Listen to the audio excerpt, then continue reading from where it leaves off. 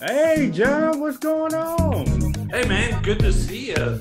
Long time, I guess. When did we talk last? Maybe a couple weeks ago. I got some news for you. How you been? Oh man, I am great. Let's, hey man, I'm nosy, so go ahead and hit the news, man. We'll talk later.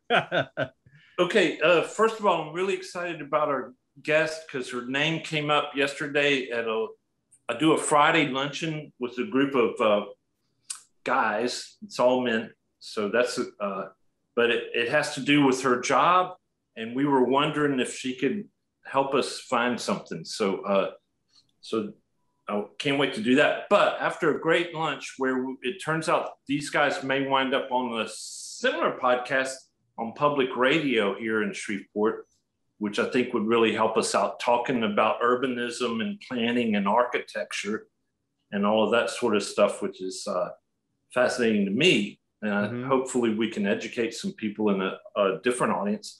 But I got a call, and there was a guy in town named Ryan Smoller from Placemaking US, which is part of an international organization and of urbanists, and he's out of California, but he's been on a national tour, hitting all of the cities that, like us, where there's groups that are struggling with all that's going on with interstate highways and infrastructure. And so he was down in New Orleans, talked to our friend Amy Stelly, and she said, hey, don't forget about your friends in Shreveport. So he made his way up here on his way to Houston from New Orleans. Okay. And it was really great. So we got to talk about the art funding money that's coming to municipalities all over and how it's being used by different organizations like ours, how we can access it and how we can use it to make better places like Allendale, and to straighten out situations with the government, like we're trying to do, and to make Allendale a better place. So the guy, it was really full. Ryan was just such a nice guy, so full of information and how to apply for these grants, which doesn't sound as overwhelming as I would have thought it was. So just really exciting, with a possibility of a new architecture and urbanism radio show coming to Shreveport, and also the possibility of sort of ramping up our game with some grants towards Allendale's efforts, and especially even towards our efforts to get a cooperative grocery store going. So Yeah. great things. And Ryan Smoller, wherever you are, thank you so much. I knew his name from participating in that big national group that CNU, Congress for the New Urbanism, has organized all of these groups. And then Ryan undertook a like nationwide tour, like a giant circle around the nation. Anyway, but enough of me. Let's talk to our new guest. Bring her on. Oh man, I am so excited about the new guest because, as I tell everybody, I am what they call a amateur or a novel historian myself. I try to read as much history as possible, and I love history. My kids get tired of me. They, and friends call me the historian Jeopardy, but that's enough for me because we have a real historian here. The archivist and professor, Dr. Laura Macklemore. Did I say that right, Macklemore? You did. All right. Dr. Laura Macklemore, thank you for coming with us today. I'm delighted to be here. Oh, man. I am so happy to have you on because you are what I kind of wish I was, a professional, a real historian. A person that is actually going out and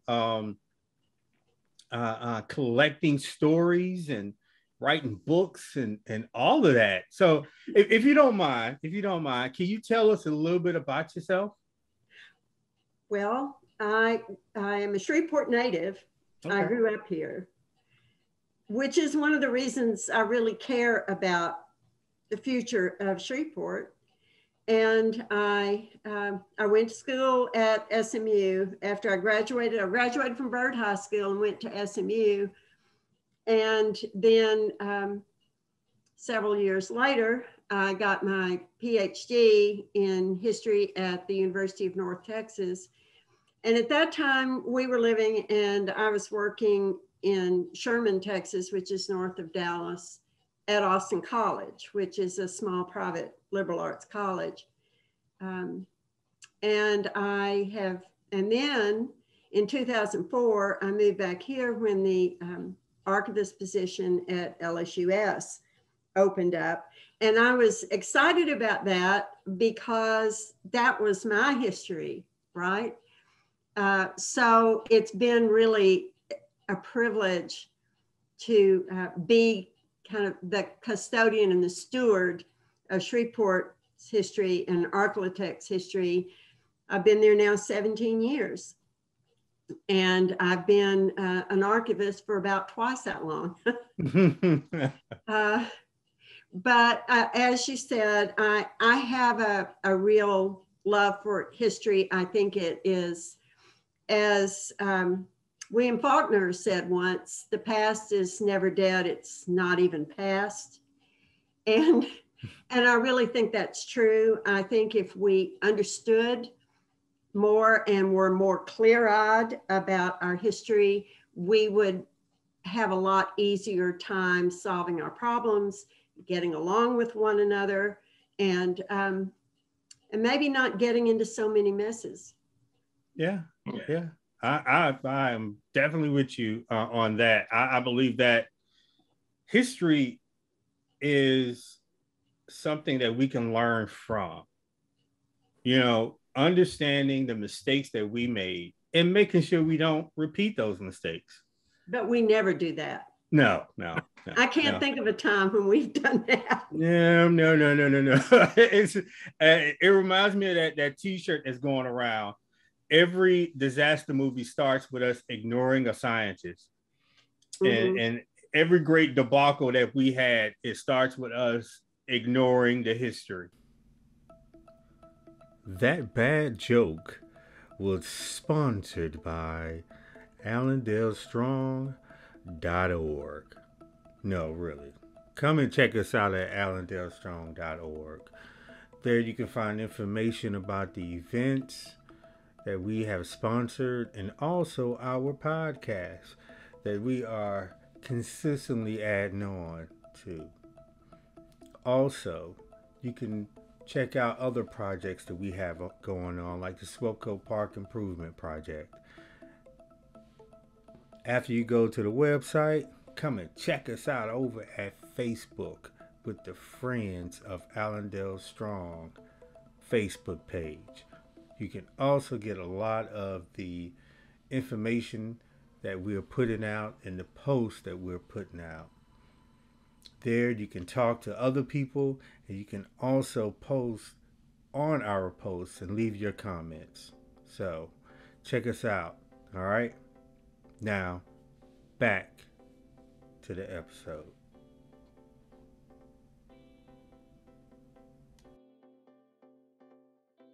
Right. So, but you going from Shreveport to Texas, and working in the Dallas area, working and being around North Texas, what Texas history kind of opened your eyes and made you say, oh my God, this is, well, let me even go further back. Let me change this up. What thing in you that happened to you in high school made you say, I love history? I don't really know that far back, except that I always was a liberal arts person. Mm-hmm. I loved to read. I loved to write. My favorite classes were literature, and one course that we took there were just some of us who got to take that course, but I always thought it's a shame that it was limited to a handful of students on the great ideas. And so we studied the philosophers, the Greek and Roman philosophers and historians, and I took Latin in high school. I think that had a whole lot to do with the path I found myself on eventually, because I had a fantastic teacher. And it was in that course that I learned a whole lot about history, the culture and history, and how much culture shapes our, not just what we think, but what we do and what we think. If it hadn't been for that class, I probably wouldn't know any mythology. But, you know, mythology in itself is, well, Joseph Campbell, who studied comparative religion, was a professor at Sarah Lawrence. And he said one time, you know, when you believe it, it's religion. And when someone else believes it, it's a myth. But there are grains of truth in most every myth. And actually, I guess those are the things that laid the foundation for me. When I got to graduate school, I still had a passion for language and literature, but I also had a passion for history, and that was a doctoral program that logistically I could do. And so I followed that and brought that interest in intellectual history and culture to my graduate studies. And as you were talking earlier, I was thinking to myself about the course I had in 20th century, let's see, what was it? The history of the 20th century city. That was a really interesting course. And the major paper I wrote for that course was on Frank Lloyd Wright. Frank Lloyd Wright was a transcendentalist, and his background, his parents, his mother was very much into transcendentalism. And if you're familiar very much with his thinking about architecture, you can see in his buildings, like, I can't even think of the one in the Midwest, the name of it, but they all, with a few exceptions, tried to incorporate architecture into the landscape and vice versa. And I remember when the name of my paper was Frank Lloyd Wright and the Uncity. Frank Lloyd Wright was not a fan of development. And I remember reading about the pattern of freeways and the fact that you build a freeway and it drains the city over and over. That was like 25 years ago. So I wish I could find that paper now. I'm not sure I still have it.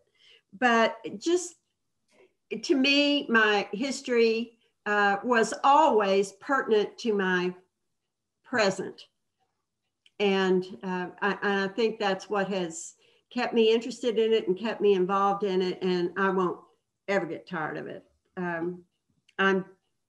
I drive around in the car thinking about what I'm going to write about next.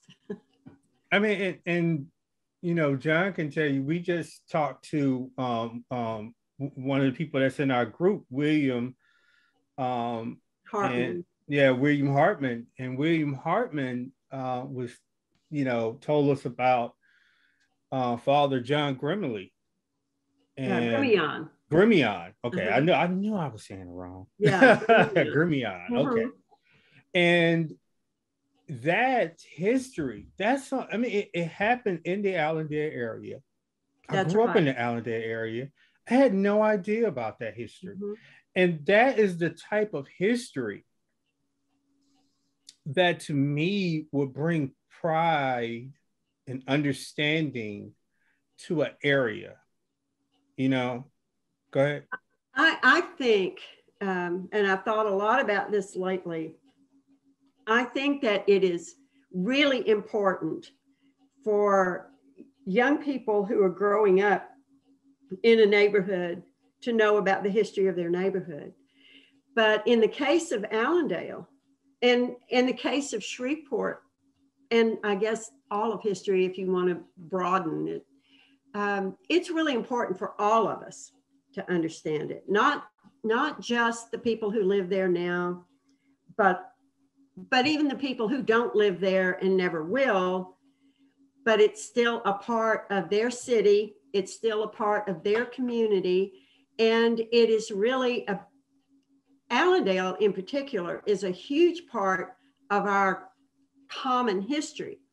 So that is the reason, one of the reasons that I want to focus in the next year on Allendale and Allendale community, because it's not just you, Roosevelt, it's everybody virtually who doesn't know anything about the history of Allendale.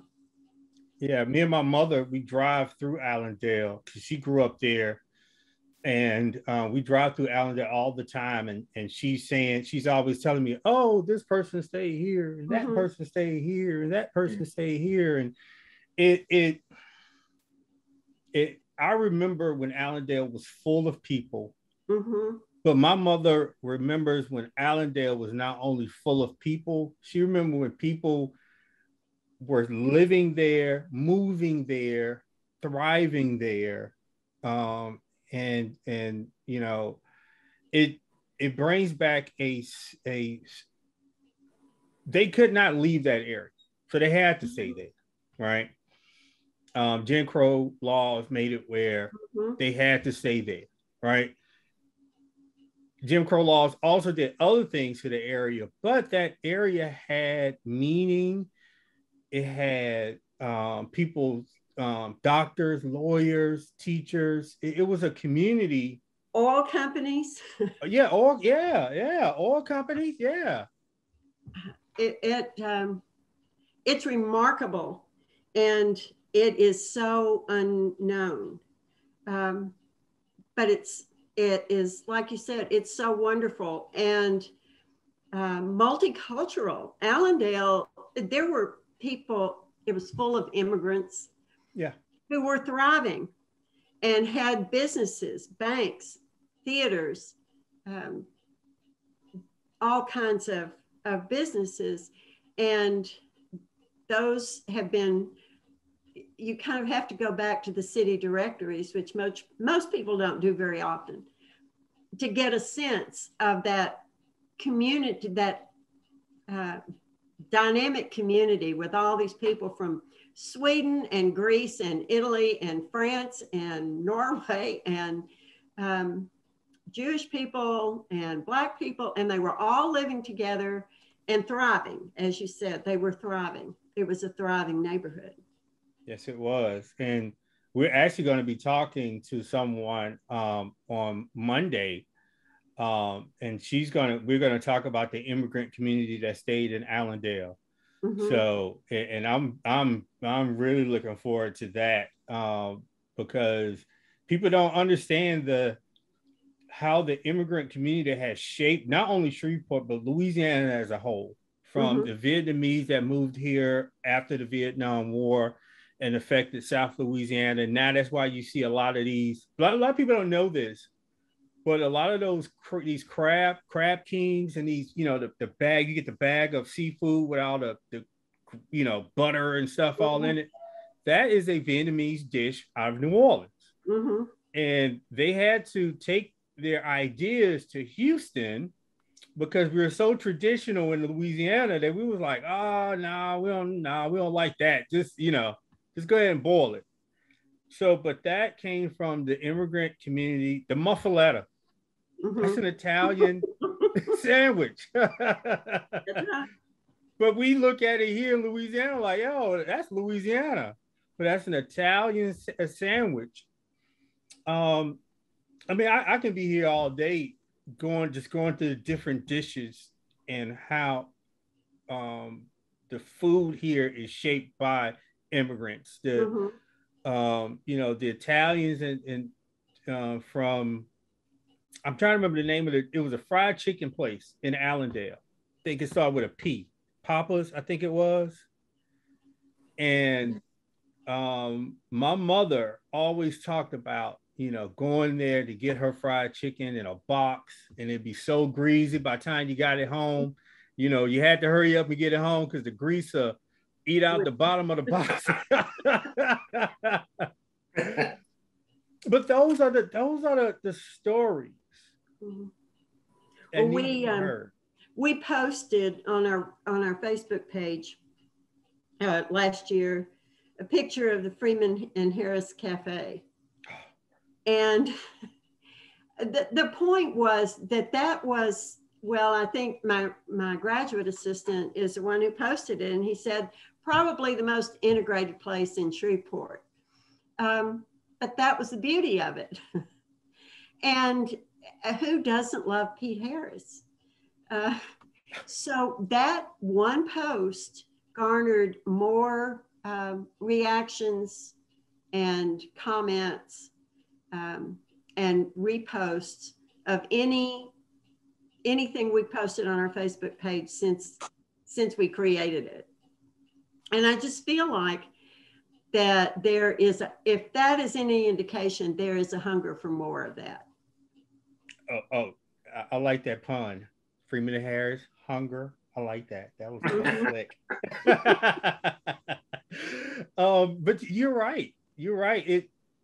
Is it that Louisiana architects as a whole that we love food and we integrate through food? Yes. Right.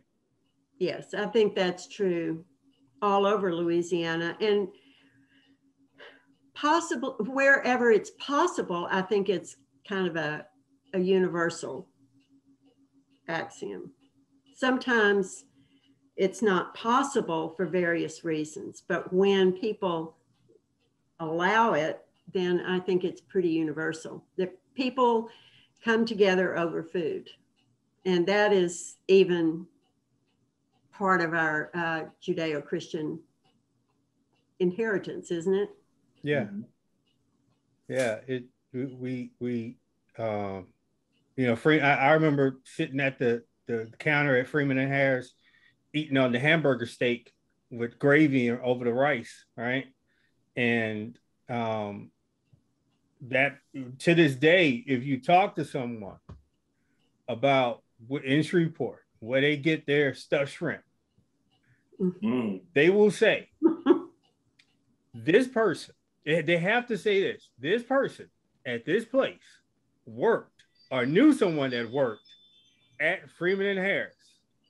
That's your legitimacy. Without without that phrase, people will always be skeptic on your stuffed shrimp, right? If you don't, if you don't have the Freeman and Harris tartar sauce, or at least the Freeman and Harris style stuffed shrimp, then people say, "Oh, I don't know about that. I don't know about that. I'm gonna go to this place. I'm gonna go to Orlando's because I know they have a family connection." Or I'm gonna go to I think it's Monk House Seafood. It's a couple of more. But yeah, you gotta have a connection with Freeman and Harris. Yeah. And I wonder in the next 50 years, my kids or grandkids gonna be like, "Hey, where do you get your stuffed shrimp from?" "Oh, such and such great grandson." Yeah. Works there. Well, and when you think about it, that is what happens in New Orleans. Yeah. That is how the reputations and the credentials are passed down, is through families. Okay. There was a time when Galatoire's, you had to be the descendant of a waiter at Galatoire's in order to be a waiter at Galatoire's. I think that has probably changed, but that used to be the case. Oh, wow. And I'm sure that there are other New Orleans businesses that have been handed down through generations, and that is their strength. That's their attraction. Yeah, Dookie Chase comes to mind. Mm-hmm. You know, when you think about passing down the legacy mm-hmm. Of New Orleans. Is it with your time as an archivist in Shreveport, what historical moment that you believe would change a person's current perception of Shreveport if they were to hear about this thing that happened in Shreveport, good or bad? Well, of course, our I don't even know how to put it, but our history, I'll just stick with our topic. Our history on race has shaped Shreveport in ways that are not good. Mm-hmm. And it is one of those things which is very typical of unpleasant topics that we avoid. I think possibly, I'll put it on Southerners, but it's definitely not limited to Southerners. But we're a great example of it, where the things we don't like, we just forget mm-hmm. conveniently, mm-hmm. or we're blind to, or we pretend they never happened. And I think that our history in that regard is one of the things that is transformative, and not in a good way. Now, good things. There are a couple of them, depending on the era. I think that post-Civil War, Shreveport really grew. And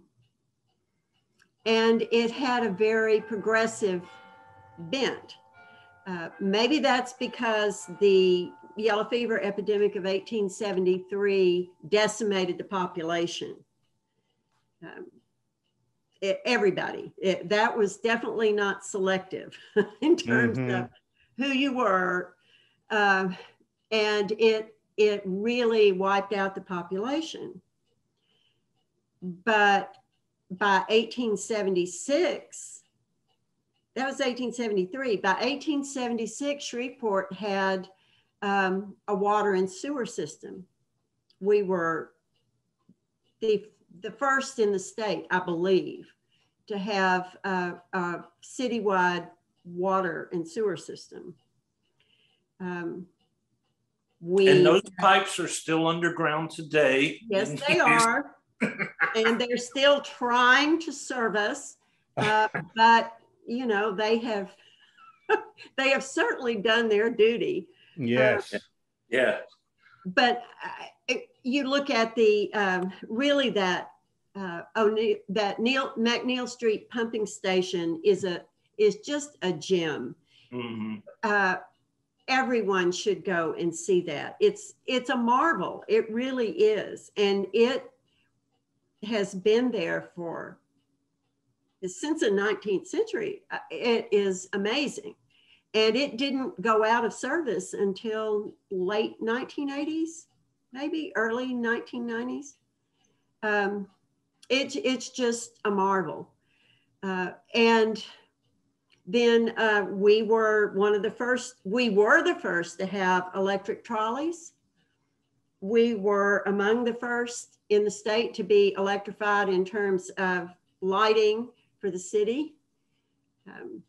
Before natural gas, we burned pine knots to make gas for lighting. And that was something that only the fairly well-to-do could afford. But it to me always indicates that we were an innovative people and always moving forward. And if you have ever looked at the Crockett Street side of the Strand Theater, which was built in 1925, it says in that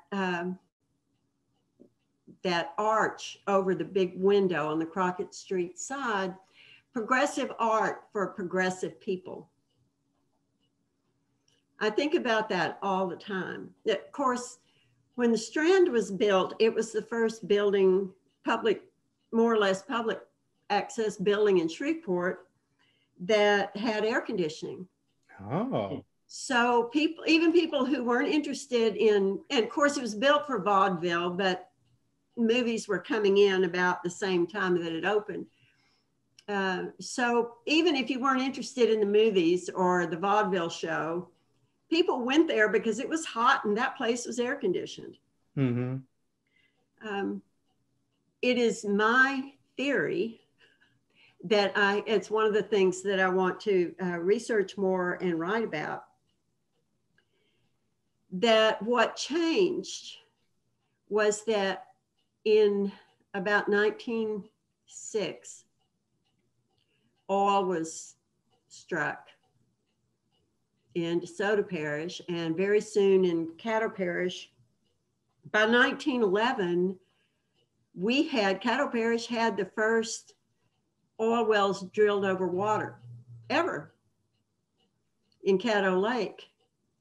And and so here's another moment, right? Oil not completely, but very much shaped the future of Shreveport in this area. And while we made some big strides with the wealth that provided, in the long run, my thesis is that it did more harm than good. And we kind of lost that drive to be progressive and to innovate. You know, before oil, there were people like Andrew Querbees who didn't own one business. They owned a half a dozen different ones. It's not as if we were poor until we struck oil. That was definitely not the case. And but I think that that made it not as necessary for us to be driven. We could kind of sit back, and I don't think that in the long run that was really to our benefit. It's also oil is kind of one in a long series of one commodity economies. We had lumber here in the middle of the 19th century until they cut down all the yellow pine, wiped it out in this area. And then we went to cotton, and we did that until the market wouldn't support it anymore. And then we went to oil. And then in the mid 50s, we decided we needed plastics. Do you remember The Graduate? Where Dustin Hoffman's character comes home from college and the family friend pulls him aside and says, "I've got one word for you, kid, plastics." Well, that was us in Shreveport. And that pursuit of the next thing that's going to get us through, I think, has kind of been a damper on our imagination and our innovation and our ability to think creatively. So I think that driving progressive spirit has been one of the best things about Shreveport. I think it's one of the things that has taken us as far as we've come. And I think dampening that spirit by making it unnecessary has been one of the devastating things about it. Yeah, I like that, and I like that thesis of that one commodity, and I think that has that's happened in other places. You know, Birmingham. Oh, all through the South. All through. You know, we can go city by city and just pick out how that one commodity has either, in the case of Houston, Houston's still thriving off, you know, the oil. Dallas, on the other hand, has thrived off oil and has made that, I think, that turn. But in places like Dallas and in Houston too, they benefited from the oil, but they were growing and thriving beforehand, and that didn't stop. Yeah. In Dallas, their foundation wasn't actually agricultural at all. It was banking and finance. And one of the reasons Dallas took off in that way is that more established communities like Shreveport, where a lot of the people who were going west did their banking in Shreveport. Sherman, where I lived we lived in Sherman for almost 30 years. And they were, it was agricultural, but they also, all the ranchers, the big, vast ranches in West Texas were financed. Their banking was done in Sherman. Actually, Sherman and Shreveport have a connection in that regard. But they got so conservative that they did not have that. And it's kind of ironic when you think about oil and wildcatters and the fact that the people who make it are the ones who take risks. Well, banking here and in Sherman became so conservative that the people who were taking the big risks couldn't get the capital they needed. And that gave Dallas an opportunity. And so it grew. And then the oil business, actually Dallas, probably the immediate Dallas area, probably benefited more from the fact that it was a financial hub when the oil boom struck than because it had so much oil. Oh, okay. I never thought of it like that. And that's why we come to you. Well, I can't say that I speak for every historian, but I don't really have a bias in that regard. And so it gives me an opportunity to just look at it clear-eyed and say, oh, well, why did we stop doing something that worked? And a lot of times, you know, those small decisions all through history, you can, you know, I think back on, I'm going to go way back. Chinese emperor was about to send a fleet of ships out to explore the world. This is before this is probably when, I'm trying to remember the exact date, but I want to say that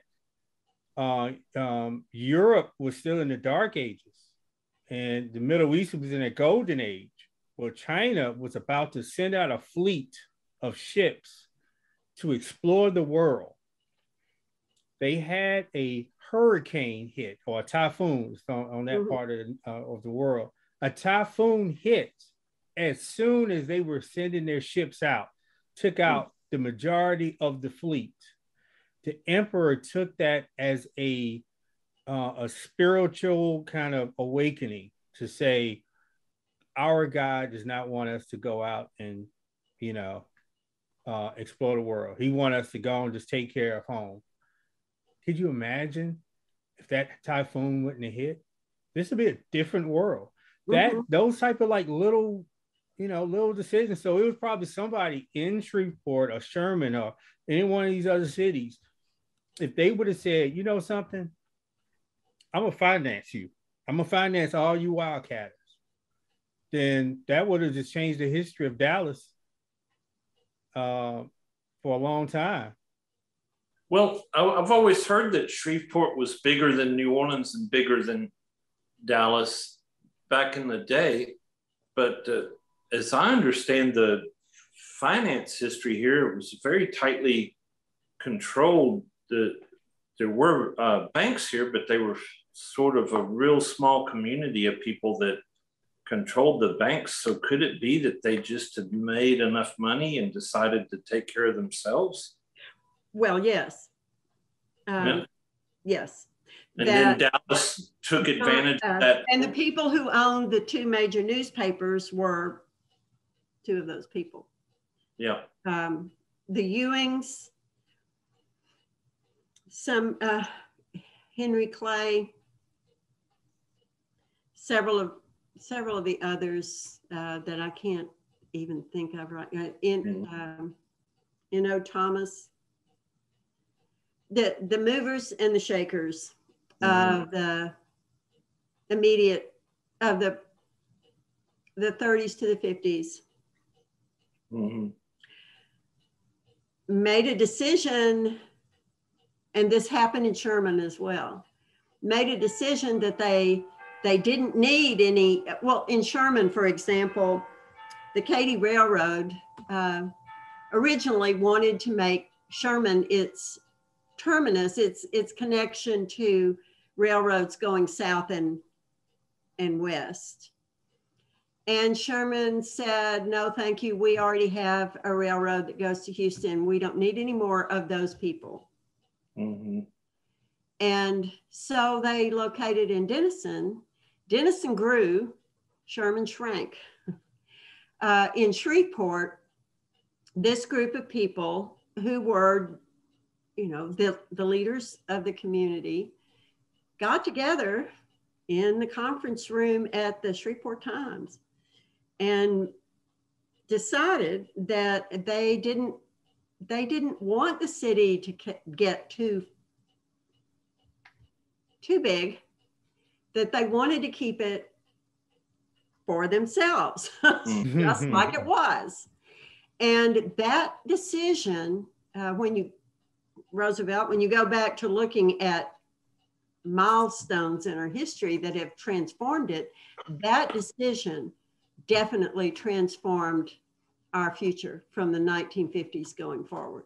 And what has that future been from the 1950s going forward? We're soaking in it. I think we're those decisions. For instance, the United Pipeline decision, the Bush family basically just outplayed a Shreveport and got United Oil and moved it to Houston. Brady Banta, while those guys were all out hunting on Thanksgiving weekend. Well, that was part of the plastics decision. Yeah. We don't want oil, we want plastics. Brady Banta, who used to be at the LSU Medical School, but left there and went on to Arkansas State, has written an article a couple of years ago. I think it was published maybe either in 2019 or 2020, and I can send it to you, in the Louisiana History Journal, about that and about how United Gas Pipeline wound up going to Houston and Texas Eastern at the same time, almost the same time, maybe a little bit later. But we cut Texas Eastern loose also. It was kind of a hostile takeover financed a lot by the Bush family of Texas. And as I understand it, they waited until the Thanksgiving weekend and made their play on the stock. And all the guys went hunting. The Shreveporters went hunting, and when they came back, they no longer had United Oil. And that building was emptied out, and the big tall building on Fairfield, it's now the state building. All the white collar people left for Houston, and we became a blue collar town, which was exactly what those guys did not want. Exactly. I understand it. They wanted a white collar, hoity toity sort of so they have the Shreveport Symphony, Shreveport Opera, and all of that going, which is lovely, but their own best thinking led them right to where we are today, which I still see that going on even now in Shreveport, is that these are the leaders of the third largest city in Shreveport, is the third largest city in Louisiana, which is only just barely in the top 50 states in the nation. And they're proud of that their leadership has got us right there. I'm disgusted.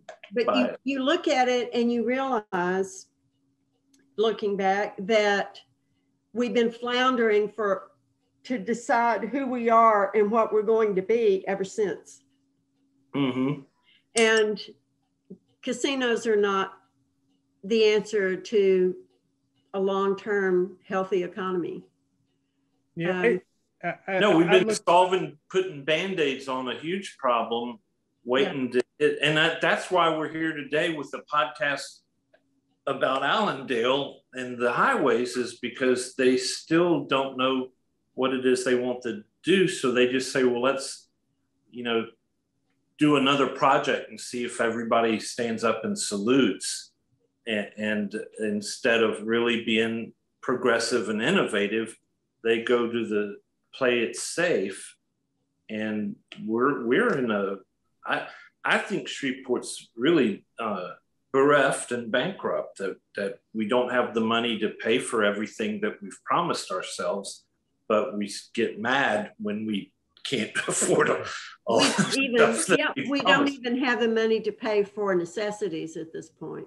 So we're almost belly up. Really, I think we might technically be belly up, but we keep getting more money dumps, like the art money that'll come in here, and they will, instead of using it wisely, throw it at some more projects, like let's build a slab of interstate through an inner city neighborhood without any idea or research, is that a good idea or not? They'll just do it, and then that money will be gone, and we still will need 58 million to fix I-20. It goes back to that post-oil boom era, where they decided, where it became no longer community, and it became, what can I get out of this? And that has been, and it's unfortunate, but that is the leadership this community has had for most of the 20th century and all of the 21st century. Right, and there's an arrogance there that those of us who, I found out yesterday from that guy, Sean, that I'm an urbanist. We were going around the room introducing ourselves, and I was like, I'm just a dude that likes to hang out with these architects and planners. And he goes, oh, you're an urbanist. So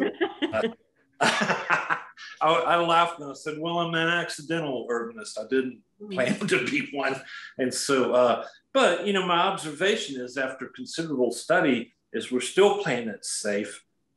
We totally threw away, I've been to Nashville a number of times. The first time I was there, to visit a songwriting friend from Shreveport who moved there to make his fortune, I thought, gosh, I always heard we could have been Nashville, and we could have been, but you still can't get any real recognition for the municipal and the history that the auditorium has, even though when I'm working inside there on a movie project, people will come knock on the door.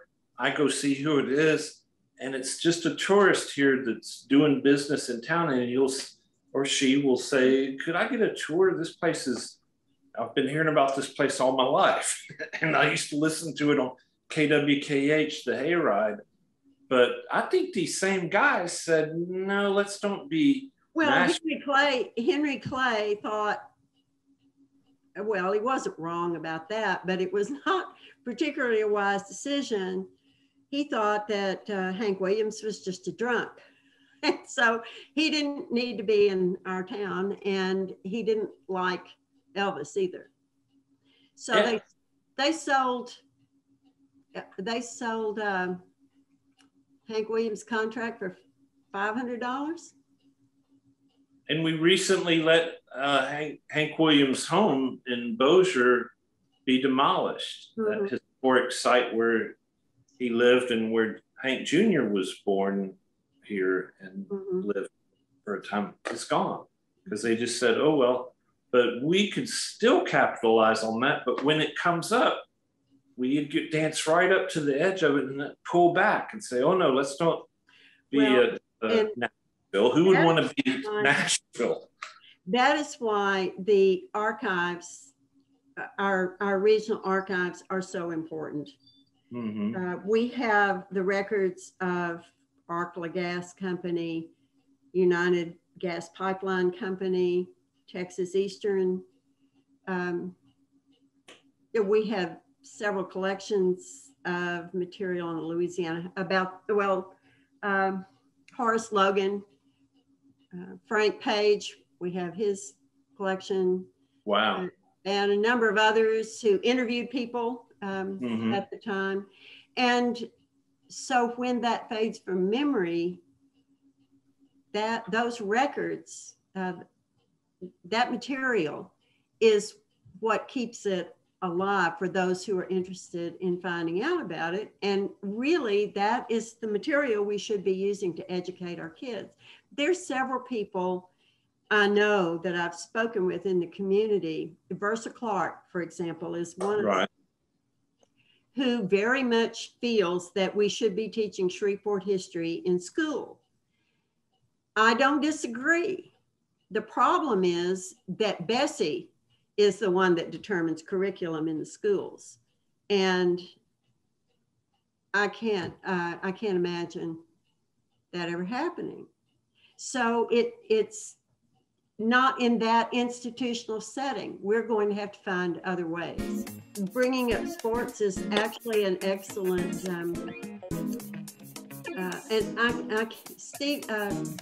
Elliot Stonecipher used to use the term frequently, and I don't even remember who. More than one person has claimed to be the originator of the term Shreveportitis. Oh, that was Jim Montgomery came up with Shreveportitis in the journal. Yeah, we have his papers too. But I did an exhibit several years ago on the history of baseball in Shreveport. And it is as good a metaphor for Shreveportitis as any there is. And it's always amazing to me, after having done that people want to build a new stadium or revive baseball in Shreveport. And I think, why? We've never been able to sustain interest in it for more than a year or two at a time.